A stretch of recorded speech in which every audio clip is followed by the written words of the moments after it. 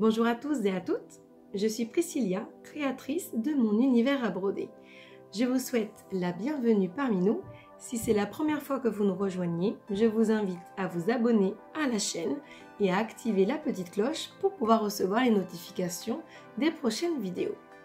Aujourd'hui, nous allons parler du matériel de base pour commencer la broderie. Il y aura une petite surprise, je vais vous faire une présentation de mon premier ouvrage qui sera en vente en PDF sur mon site très prochainement. Nous allons commencer par le tambour pour le matériel. Alors, il existe différents tambours de différentes tailles. Donc, celui-ci, c'est le petit diamètre de 10 cm. Ce tambour va vous servir à bloquer votre toile. Donc, on le dévisse par ici. Vous bloquez votre toile à l'intérieur. Vous le vissez afin d'obtenir la tension que vous voulez pour broder. Chacune a sa tension de toile qui diffère, mais vous allez très vite vous rendre compte de la tension qui vous convient le mieux. Donc ce tambour vous sert à tenir votre toile pour effectuer vos points de broderie. Il existe donc différentes tailles. Celui-ci, je m'en sers pour broder la plupart du temps, et les autres diamètres, je m'en sers plutôt pour encadrer mes ouvrages. Donc vous avez vraiment un large choix au niveau des tailles pour l'encadrement. Et encore, il y en a d'autres tailles et il y a d'autres formes. Vous pouvez même retrouver des tambours de forme ovale, des tambours de forme rectangulaire ou carrée. Donc après, c'est une question de goût pour terminer vos ouvrages et les mettre en valeur du mieux possible. Vous aurez donc également besoin de tissu. J'ai prévu de vous présenter celui-ci, qui est un tissu 100% coton.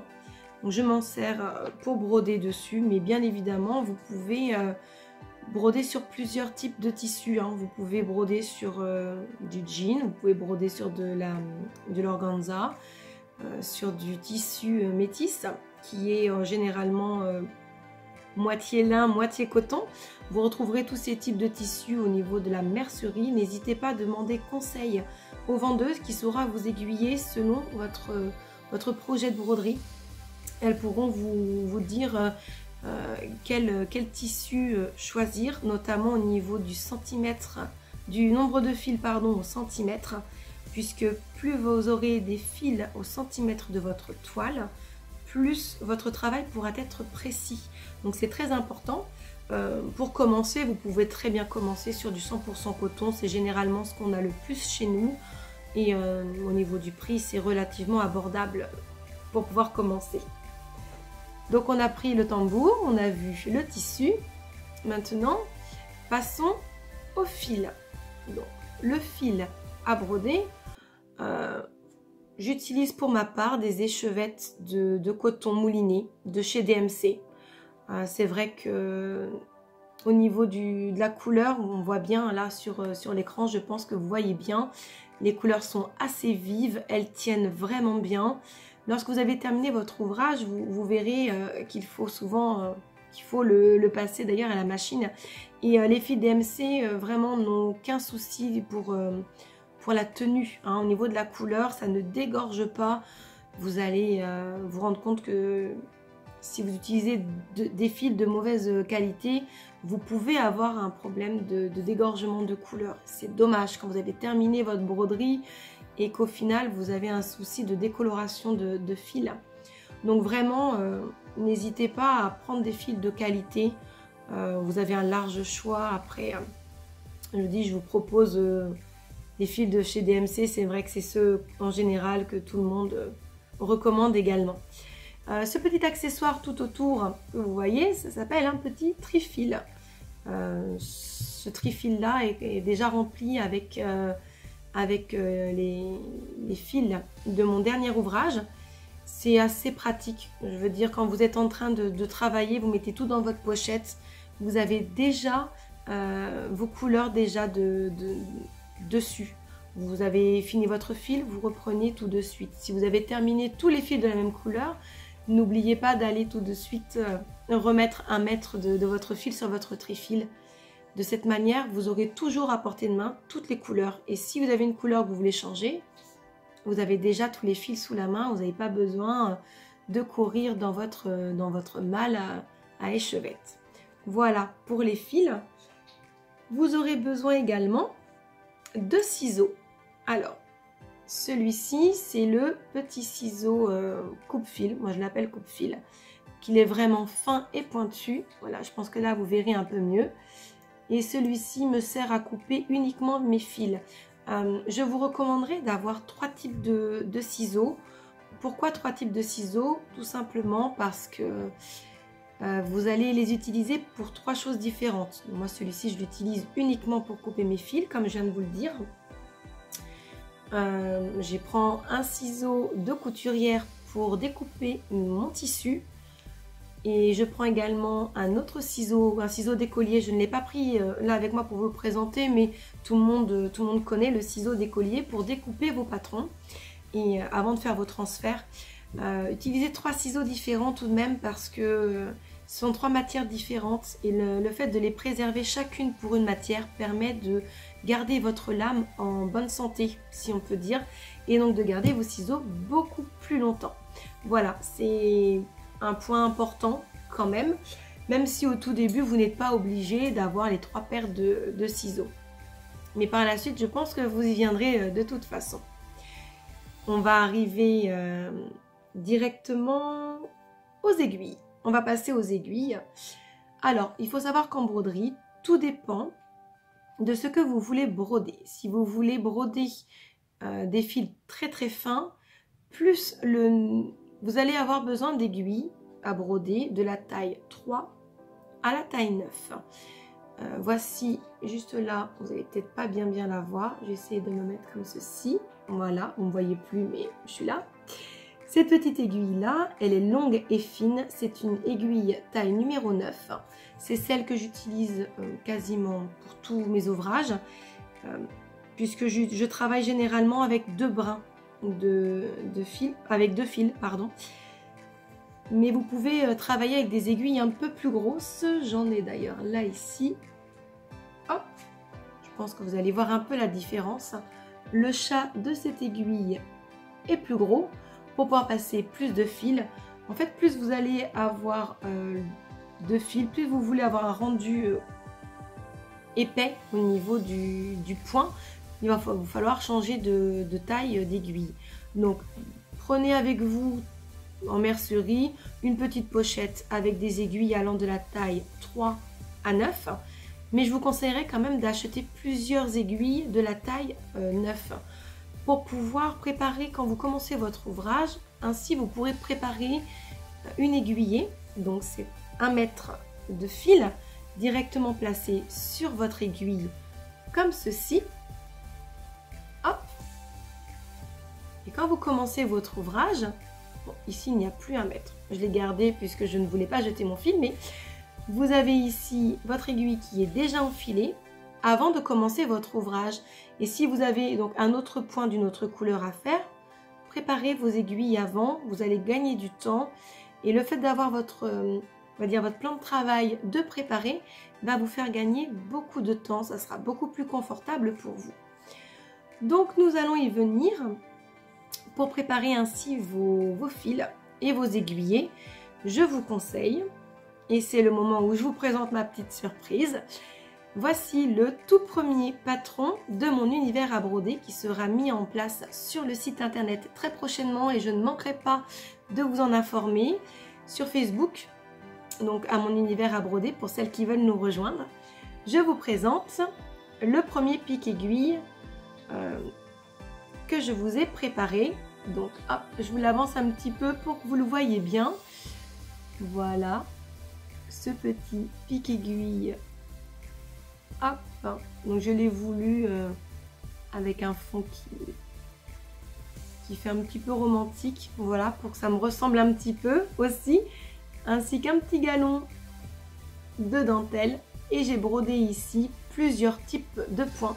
Donc vous pouvez voir, vous avez du point de bouclette, vous avez du point de plume, du point de nœud, vous avez également du point de poste. Ici vous avez une araignée surjetée.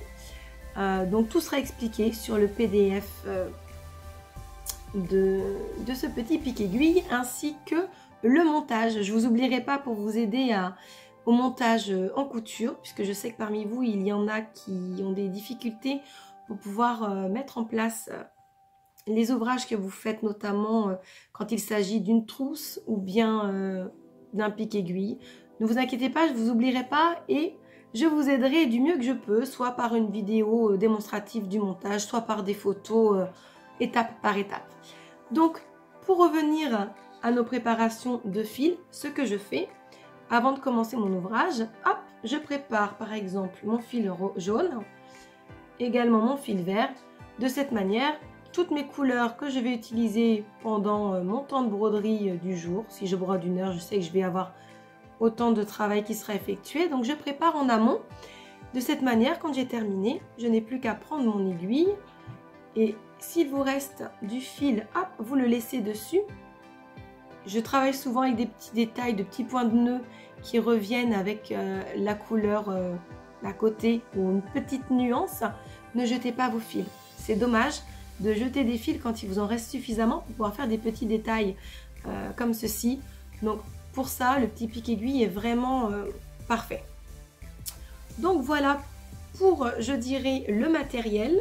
Je vérifie sur mes petites notes que j'ai rien oublié. Non, pour le matériel de base à broder, vous avez tout ce qu'il vous faut pour bien commencer. Alors, avant de commencer à broder, par contre, il vous faut transférer votre modèle. Alors, vous avez plusieurs possibilités. Là encore, je vous préparerai des vidéos pour vous les présenter les uns et les autres, voir leur utilisation, savoir ce qui vous convient le mieux. Vous pouvez utiliser plusieurs moyens de reporter vos patrons selon le modèle que vous avez. Alors, on va commencer par le papier carbone de transfert. C'est ni plus ni moins une feuille de carbone que vous utilisez comme à l'école. Attention toutefois, quand vous achetez votre papier de carbone, achetez bien du papier de carbone qui va sur du tissu. Lorsque vous faites votre transfert, bon, je vous montrerai tout ça dans le détail, hein, comment on fera le transfert. D'ailleurs, je pense que je commencerai par le papier de carbone justement. Quand vous faites votre premier transfert et vous avez acheté vos carbones sur votre tissu, vous transférez votre modèle, allez le laver tout de suite en machine afin de voir si votre carbone s'en va à la machine ou non. Vous pouvez vous retrouver avec des surprises. Je m'explique. Vous êtes en train de broder sur vos traits, il n'y a pas de souci. Vos traits de dessin seront recouverts par le fil. Donc là, il n'y a pas de problème. Mais si par exemple, vous avez mis tout le contour de votre ouvrage et qu'au moment de le broder, ce n'est pas recouvert par la couture, vous allez avoir ce fameux trait de carbone qui ne partira pas à la machine. Et c'est quand même assez dommage d'avoir cette trace une fois que votre travail est terminé. Donc voilà, le papier carbone qui est réutilisable, hein, feuille par feuille. Vous avez différentes couleurs, donc du papier de carbone de couleur foncée pour vos tissus clairs et vous avez même des couleurs rouges, du jaune, vous avez du bleu pour d'autres types de tissus. Vraiment pour que le contraste se fasse au mieux, ils y ont pensé et c'est assez pratique. La plupart du temps d'ailleurs, j'utilise du carbone de transfert.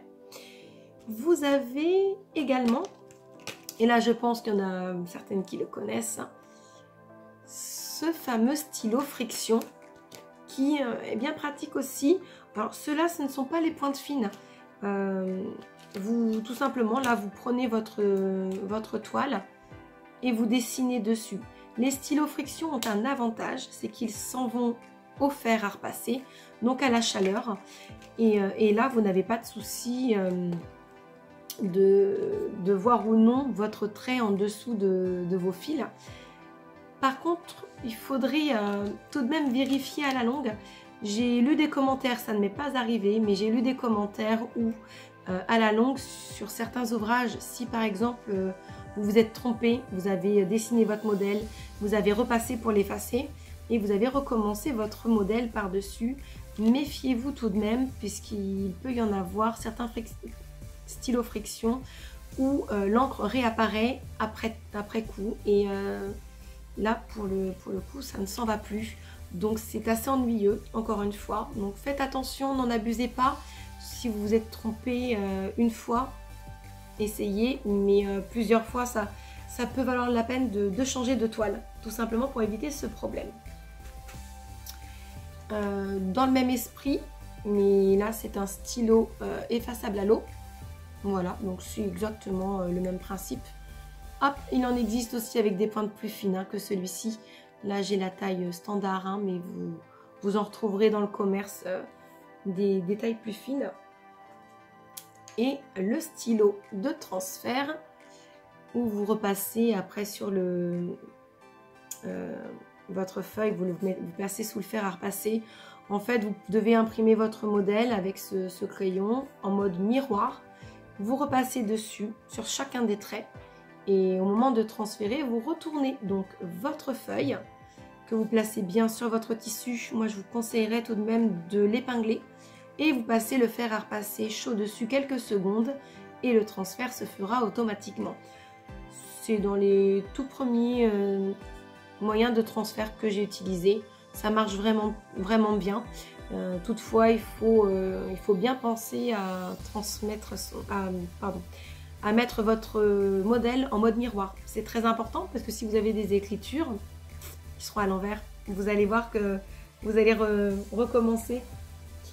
Donc, il nous reste un accessoire à voir pour le transfert. Pour celles qui connaissent, la tablette lumineuse.